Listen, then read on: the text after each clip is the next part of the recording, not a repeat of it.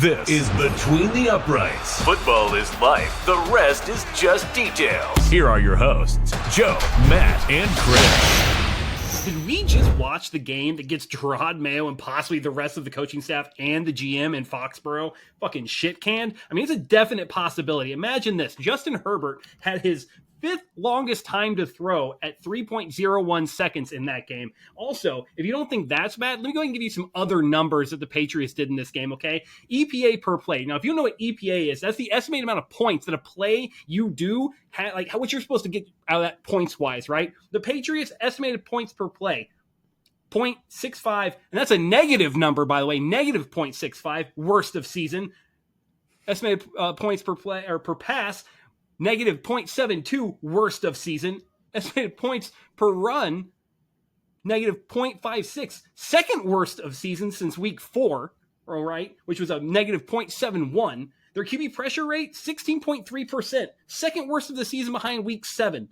Yards allowed, 428, second most, all right, second most behind week 4, 431. Yards of offense, 181 at 3.8 per play. That is the second fewest behind week 3, 139 at 2.9 per play. Defensive EPA per play, plus 2.3. Guess what? If it's a plus number on defense, it's not good. That is the third worst behind weeks 3 and 11, where both of those were at 0.24 and 0.31. Defensive pass play, or estimated points per play, pass play, positive 0.36, fourth worst behind week 3, 7, and 11. Okay, so what does that tell you? The Patriots had the worst fucking game all season in week 17. With everything we said about Jerod Mayo, right? Everything we said about Jerod Mayo was we had to show improvement. They had to show discipline. Oh, you had to show discipline? You're the 9th most penalized team with the 9th most penalty yards. You've turned the ball over 8th most. You forced 12 turnovers, the third fewest. Your turnover differential is minus 10, which is tied 5th. You've allowed 41 TDs, 8 most, and your yards per game allowed are 348.1, 10th most. There has been no discipline shown. In fact, you have Yannick Ngakoue, who is a veteran brought in to provide pass rusher, capabilities and leadership on the defense, doing dumb, absolutely stupid roughing the passer penalty for no reason, out of frustration, showing zero leadership, zero accountability. You say you're going to bench Ramondre Stevenson, who at the running back position leads the league in fumbles, all right, at 7. All right, he had 14 in his career. 7 of them are this year. And you start his ass anyway instead of Antonio Gibson, who has honestly shown more behind the offensive line than Stevenson has all year. And by the way, if you didn't think that was bad, just remember you got Kyle Duggar out there who's allowing a QB rating of 124.8 right now. Okay, he's around 25 receptions on 5.8%. You signed him to a 4-year, $58 million contract with $32.5 million guaranteed. Guess what? That's on Eliot Wolf. You signed Stevenson to a 4-year, $36 million contract with $17 million guaranteed. That is on Eliot Wolf. This team has not progressed. They have not grown. And, everyone's like, oh, well, he deserves another chance. Dan Campbell got another chance. Dan Campbell, at least when he got on the mic and things like that in press conferences, was confident. He showed passion. He showed emotion. He was behind his guys. They bit kneecaps. They fought all season. In fact, if you go back and watch him recapping the 2021 season, he breaks down in tears saying these guys fought. They did everything they possibly could. He got emotional, supporting his guys, just said we didn't have the talent to compete. The only thing Jerod Mayo has done all year is say something on Sunday, he's got to walk back on Monday. There has been zero accountability at the head coaching position. There's been zero accountability at the front office. And everyone's like, oh, Eliot Wolf brought us Drake May. And what else? The left tackle he signed off the street, played 12 snaps, and then retired. We've had 11 different offensive line configurations, okay? 11. The only positive thing, you do, and everyone here's it. I don't have a big line fan. All right? Right? That's what I'm saying. Played 12 snaps and retired, okay? Yo, I completely forgot that happened. Played 12 snaps and retired. That was supposed to be our starting left tackle, okay? Then you trade back, and I wasn't saying that I wanted Ladd McConkey on the Patriots, right? I don't think that they had Pop Douglas. I understand why you didn't want to get Ladd McConkey, right? Pop Douglas was your slot guy. Ladd McConkey's another slot guy. You're like, is it worth a trade up? What else we got? Maybe not. I get it, right? But then you go and draft Jalen Polk. Jalen Polk has done fuck all all year. He is, in fact, the worst performing Husky wide receiver. McMillan just had a fucking career couple of weeks, the last 4 or 5 weeks down in Tampa Bay. Roma Dunze would probably be better if Caleb Williams could pull his head out of his ass. And Jalen Polk can't catch a cold. Okay? Literally can't catch a cold. Then you have Javon Baker, who hasn't even seen the field since he had a drop in preseason, essentially. That was a layout over-the-shoulder catch that he just couldn't take to the ground. Has not really got another chance to run a route outside of some ticky-tack time where you're not even trying to pass the ball anyway. You've relegated him to a special teams player. This is the guy who had 80% of his catches went for first downs or touchdowns in college. And you're telling me you can't develop him? You can't get him route running right? You can't get his maturity right? These aren't things you couldn't identify beforehand? So basically, this has been an abject failure, top to bottom, left to right, the entire coaching staff. And I'm even on the point now where I don't even think Alex Van Pelt, AVP, has done anything to develop Drake May. Drake May's talent is just that much better than everything else they had at quarterback, and he's elevating the team around him purely off of raw talent and play. Because all the problems he's had in the NFL were problems we saw him have in college. Oh, the occasional bad decision, the occasional inability to lay off a pass, the occasional short-range accuracy problems, right? Decision-making, holding on the ball a little too long. Those are all things he had problems with in college. Guess what? Every time he has a negative play, those are the problems he has. What development have we seen? The play calling, don't even get me started on the fucking play calling. This guy is allergic to quarterback sneaks, which have one of the highest success rates inside of 1 yard of a first down that I have ever seen, and he won't do it. He didn't do it again on fucking Saturday against the Chargers, right? I almost said Sunday. Saturday, weird fucking schedule at the end of the year. I know how it goes. But he turns around, runs a weird-ass fucking pitch play out of nowhere in one situation where it's a fumble and they turn the ball over, where it was a blind pitch. I don't even know what the fuck that was. Then on a fourth, he's got a 3rd and 1, turns around, hands the ball off. They lose a yard, which, duh, because you try to bounce it outside. Some sort of off the edge run on 3 and 1. Dude, run the fucking dive. Get Jaheim Bell in there, get another lineman in there, just run a dive. Do something. But no. And then you go for it on 4th down and we have a 20-yard sack. It turns the ball over on 4th down. You go for it on 4th down in one situation. Don't go. The entire thing makes zero sense to me. All right. And I am officially, guys, it is time. Hit the panic button. It is time. I am off the wagon. I'm not willing to sit here and watch this Patriots organization go through this again. But I'm going to go to Sammy, the resident Dolphins fan who loves nothing better than to shit on Patriots fans and make sure they cry. That's not what I'm here for, guys. Sammy. It's not. Sammy. No. Look, first of all, I don't Did we just see the game that got Jerod Mayo fired? I don't know how else to explain this other than like, I don't know how you can fire him yet, because it's like the roster's not good. It's not a good roster. It's not. Like I don't know if you've seen the team, but your roster is trash, bro. Like, I don't know. Like, I don't want to. I'm not saying Jerod Mayo's a good head coach. I don't even think he's like okay. I think he's pretty mid. But like, I wouldn't say like most of the problems right now for the Patriots have everything to do with the fact that they just don't have talent. And the one talent they have, Drake May, is the only player that's shining.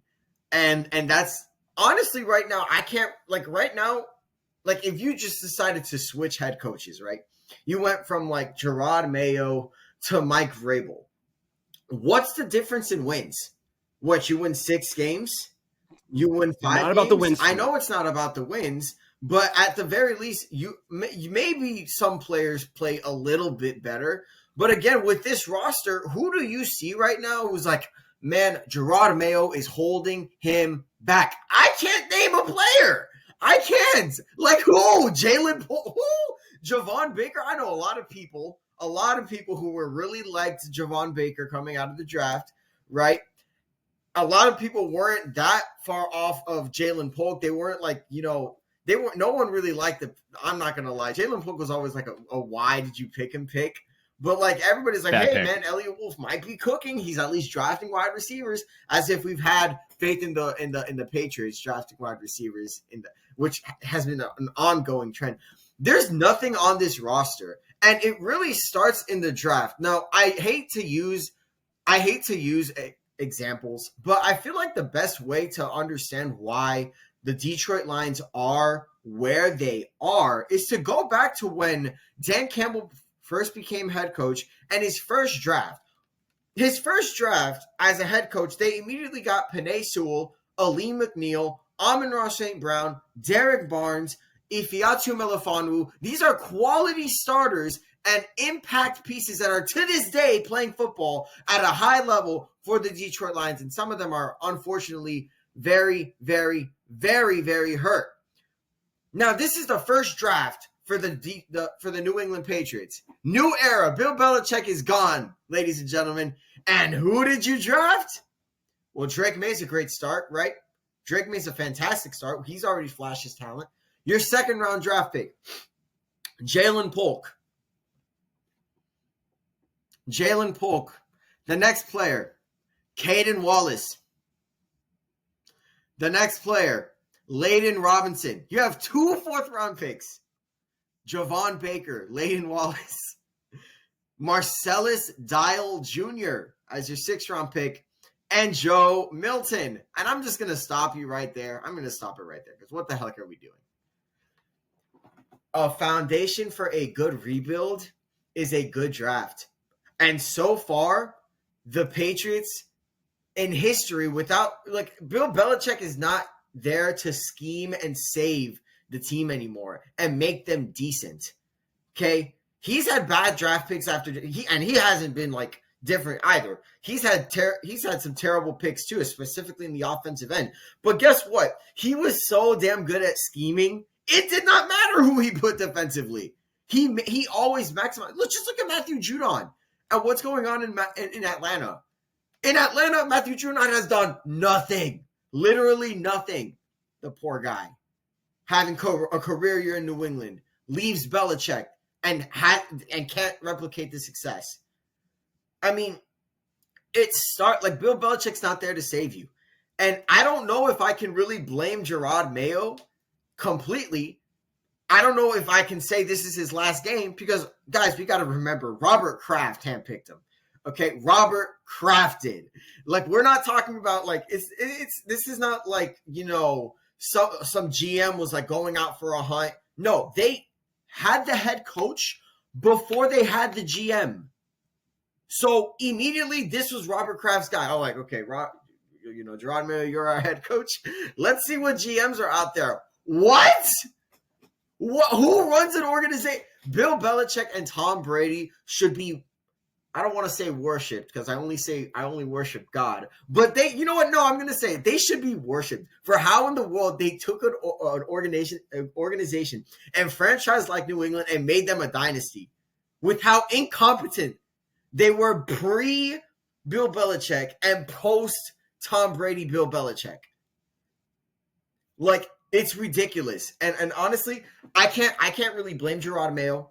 I can only blame the guy up top, Robert Kraft. And I don't know if just bringing in another head coach solves things. You have to hit on this draft this year. And unfortunately, you guys suck. So fortunately, you guys are going to have a top 5 draft pick at the very least. So you guys are going to get talent. But I again want to point back to the Detroit Lions. They hit the first year, the second year. This is the second year. Aiden Hutchinson, Jamison Williams, Josh Paschal, Kirby Joseph, Malcolm Rodriguez. The next year after that, Jack Campbell, Sam Laporta, Brian Branch, Jahmyr Gibbs. This year, Terrion Arnold. Rakestraw has been good for them. Sione Vaki's been good for them. Like, we have, it starts in the draft. And if you can't draft, you better pray to God some free agents really, really, really want to go to Boston. I mean, that's the thing. I'm not saying that, like, you know, I expect more wins, or I just, like, we wanted to see growth. We wanted to see the mistakes cut down. We wanted to see cohesive football. Competent football. Thank you, Matt. Competent football. And it has never shown up. I mean, I already said, like, the talent was bad. This is the worst roster in the NFL. Everybody in New England, every Patriots fan knew this was the worst roster in the NFL. But the one thing you can control as a roster, right, as players, as coaches, is discipline, camaraderie, competent football play. If you're outmatched talent-wise, hey, I get it. But the penalties, the turnovers, I mean, there was a play in that game where neither tackle moved. 11 guys on offense, 9 of them moved, but neither of the tackles moved. All right? Which tells you one of two things. Either A, the snap was off, which I don't get how 9 of the 11 people move, and neither tackle gets out of their stance before both defensive ends, which are, by the way, Khalil Mack and Joey Bosa. If anything, you got to be anticipating the snap, and you should be getting false fucking starts because you're going to need it to beat those guys, especially of how bad you are. And they didn't get out of their stance at a home game? Are you out of your... What the fuck are we talking about here? Like, that is like the lowest level. That's week 1 shit. That's preseason shit. You didn't get out of your snap? You didn't get out of your stance at all? Who do I blame if not the coaches? I mean, Jerod Mayo brought these guys in. Jerod Mayo is the person in the room. The reason Bill Belichick, you always saw him when shit was going wrong, he was on a knee talking to his defense when shit wasn't going right. Hey, my defensive coordinator can't fucking tell you. I'll tell you. Jerod Mayo just stands there like this on the sideline. Like he's just happy to be there. Not happy because he looks upset because they're losing, but I mean, he's just content to be there. He shows no emotion in his press. I mean, he is the closest, like from a press conference performance level person. I equate Jerod Mayo's press conferences to Mac Jones. They are fucking that comparable. How? Okay, can you please elaborate? Can you please elaborate? How can I? Well, Mac Jones. Well, we just got to go out there. We got to be better, man. I got to be better. We'll do better next week. Jerod Mayo goes out there and goes, "Well, you said it. I didn't. I guess we could have run. Said it. I did it. It's crazy accurate. And he's got to come out there and well, it's kind of taken out of context. I was speaking from emotion. It's Mac Jones. Jerod Mayo sounds like Mac fucking Jones in his fucking press conferences. And you're going to tell me, I can't really blame him. I mean, Eliot Wolf, that is the worst draft I've ever seen. I was upset with every single pick outside of the Drake May pick. And FYI, guys, I didn't want Drake May in the first place. It was like, there are way too many holes. We need to go ahead and just trade back and fuck it. We'll go get Arch Manning. I don't give a shit how this works. We'll do something later. Okay. I was okay with that. I was okay with it with a Cam Ward. I was okay with that. Right? I was okay with that.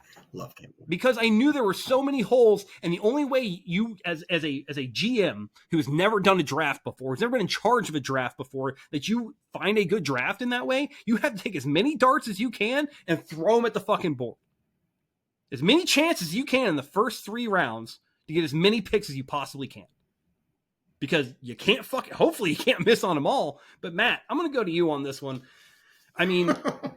Sammy thinks Jerod Mayo's fine. I mean, do you think Eliot Wolf maybe's out the door then? I mean, how is this all going to shake out here at the final weeks? Because that's when coaching fires and sort of you see personnel fires happen.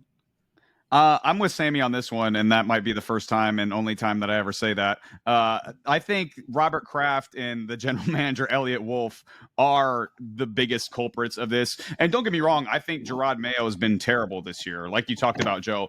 It seems like every Monday after a game, it's like, hey, I said this, but I meant that. It's like, dude, like if you have to continually do that, like, just like really think about what you have to say, because you're clearly not actually thinking about what you're saying and just spitting from the hip. So Jerod Mayo needs to figure that out. And again, I don't think he's a good head coach. And I'll get to there's 3 options right now that if we could hire them, I would say let's hire them over Jerod Mayo, but I don't know if we're going to get any of those 3. But I'll get to those 3 later. But like Sammy talked about, the issue with this team is the roster. The roster is not only not talented, it's redundant. Like you look at the quarterbacks, and the quarterback's the one position that it's like, okay, understandable that you want like a redundant skill set there, because if the backup comes in, you want him to be similar skill set to the starter, so you can run a similar scheme, whatever. But they're all 6'4", like 225, 245, somewhere in that range. All 3 quarterbacks are, so that makes sense, right?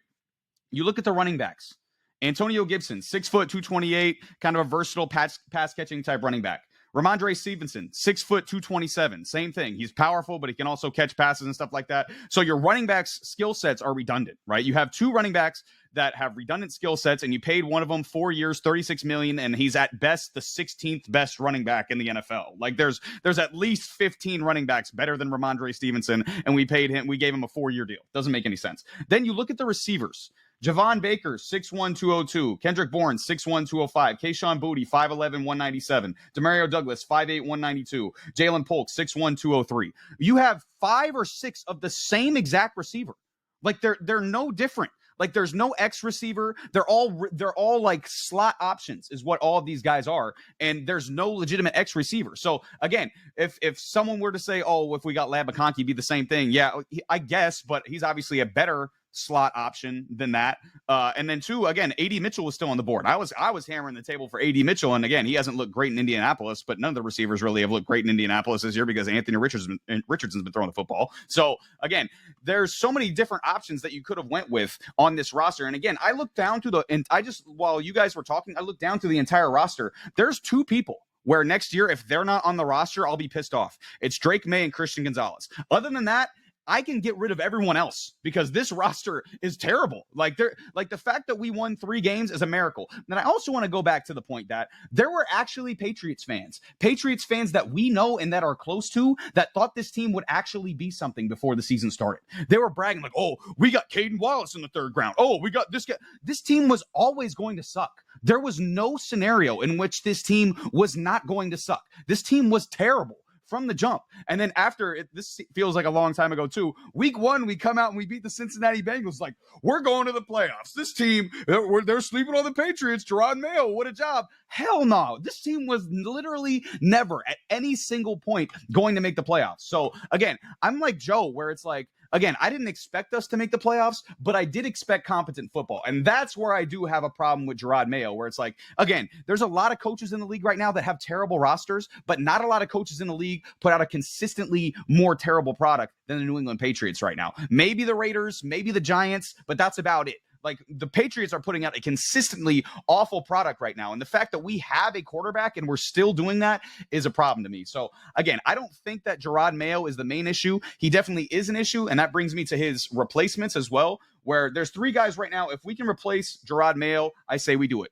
Ben Johnson. If we can get Ben Johnson, let's go get Ben Johnson, because Drake May, if we can get Drake May and Ben Johnson together, obviously Ben Johnson has a hell of a lot more to work with right now in Detroit than he would even with Drake May in New England. But if we get Ben Johnson, we see the creativity in his play calling. Again, we know what he's capable of as a head coach, even not seeing him be a head coach yet. So if we can get Ben Johnson, I like it. If we can get Mike Vrabel, again, we've seen Mike Vrabel have successful football teams. We've seen Mike Vrabel take teams who don't have a high level of talent to places that they shouldn't be, to the playoffs, to the AFC Championship game, places like that. So, and again, he's coming and build a culture. I haven't seen that with Jerod Mayo. So again, I'm cool going and getting Mike Vrabel if that's the move. And then 2, I'm good. I know Sammy's not going to be good with this, but I'm good with going to get Brian Flores as well. If we decided to go get Brian Flores from the Minnesota Vikings, make him the head coach, again, we've seen him build a culture. Granted, he kind of alienated Tua along that way, but if we can go get Brian Flores, I'm cool with that as well. But if not, there's really not a whole lot of other good candidates to just go out there and hire. Like there's not a Jim Harbaugh on the table this year. There's not a DeMeco Ryans on the table this year. There's not a crazy amount of candidates. So I don't think Jerod Mayo is the head coach moving forward, and I do think the issue with this team is the roster. I just don't see how we're going to be able to replace Jerod Mayo and make him any better if we do not improve our GM and ownership situation, which seems like that's the biggest issue right now to me. Now, again, the culture point that Matt pointed out, that's the biggest problem I have with Jerod Mayo right now, is that there is no culture. I mean, you have Deatrice Weiss coming out there calling out the fan base after you just got thumped at home, saying, oh, we don't really appreciate the boost. We don't really appreciate you fucking getting thumped at home and not being confident. Is that not just Boston in general? Like, Boston just constantly boos their own when like they see a bad product. If you look at, like, that's just what they are. If Philly does it, New York does it. 2000 on, about every fucking year there's a championship in Boston. Whether it's the Red Sox, whether it's the Patriots, whether it's the Celtics, whether it's the Bruins, they almost win every single fucking year. Every year is a championship. Their success in the town is expected. You're expected to at least be competent, right? They can deal with competency. We have seen them have bad seasons and deal with competency. At least when Bill Belichick was there, we had competency. The roster was bad. We didn't have any free agency, but there was competent football. The defense was good. The offense was lacking talent, but competent football. There is none. So, Chris, I'm going to go to you on this one here. You can wrap this up for us. Who out of these guys, between Eliot Wolf, Alex Van Pelt, Covington there as a defensive coordinator, and Jerod Mayo, who do you expect to see back in 2025? I think I'm probably on the same field as Sammy and Matt. I don't think Jerod Mayo is going anywhere. I think it more so has to do with I don't think Kraft is going to let him go after his first year. And kind of like I know we had this kind of conversation after what happened Saturday, and it was the beginning of I think it was right before the fourth quarter started, and you were like, I'm done, and I was like, no, like you got to give him a chance, right? And then the end of the third quarter, going into the fourth quarter happened, and I immediately came back and was like, I think I am now where you're at. So having the time now, in my immediate reaction was absolutely fire everybody. I'm done. Right. But then after you have the ability to kind of step back, reevaluate, woosah, take a minute and really try to overlook the grand scheme of things. Right. I'm not saying Jerod Mayo has been the best head coach this year by far. I get that. But also, like, how many times have we been in these situations where you start a new job, it's a brand new setup, it's a brand new spot for you. You've never been in this position, and you kind of fuck it up the first year. That happens. Things take time to kind of get into the groove of things and figure things out.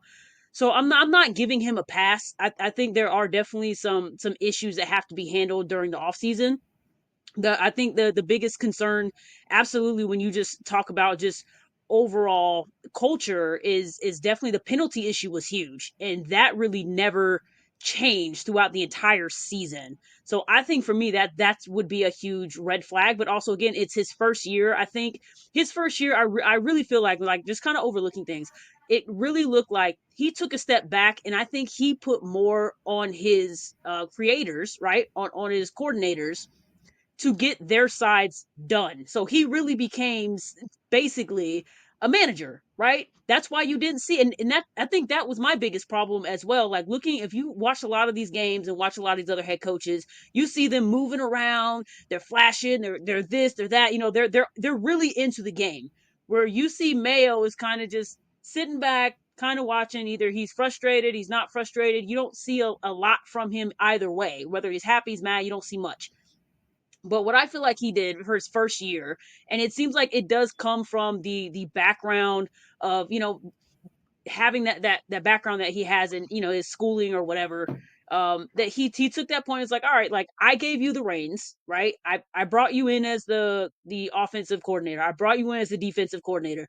I expect you to basically do your job, and I would expect something from that based on what you do. And I think that was probably the wrong position for him to do, because if you look at a lot of these other teams, you see them a lot of the head coaches are in some form or fashion, they're calling calls, and you see it on a daily basis, almost on every single snap. You see them on the lines making calls. Whether if they're a defensive head coach, they're causing defensive plays. If they're offense head coach, you see them calling plays. It's one of the two, and I think that's what you get a lot from Adam Van Pelt. Is that when he came from his previous team, it's because the head coach was running that offense. He was there, he was helping, but he didn't have to call plays at that point because the head coach was taking care of that, because that's who the head coach was. So I think going into that, he needs to go back and reassess. And to his credit, he really hasn't had the time. I mean, look when they actually got a bye week. It wasn't until like the 14th week. So he really hasn't had time to sit back and really evaluate what's working, what's not working, what am I not doing? Like, he hasn't had that ability yet. So I'm not going to put it all on him. I definitely think there's instances that he needs to fix. There's things that he needs to fix with that team. I definitely think culture is the biggest one. My all-time biggest concern is going to be the GM spot. That's where my concern is, because you need to find out who is in charge of personnel.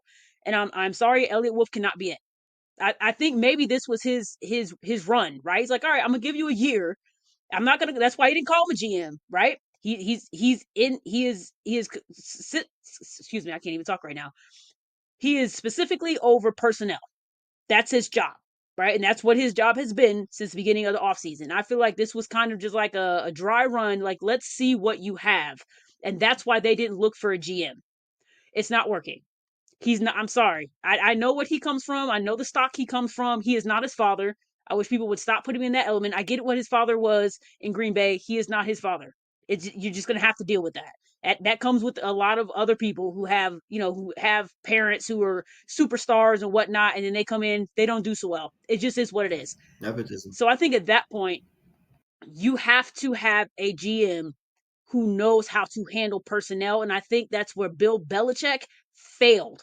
Nobody has really talked about this much, and everybody, because they're putting Mayo on such this downside, that nobody's really looking at it from a standpoint of he fucked him up, essentially.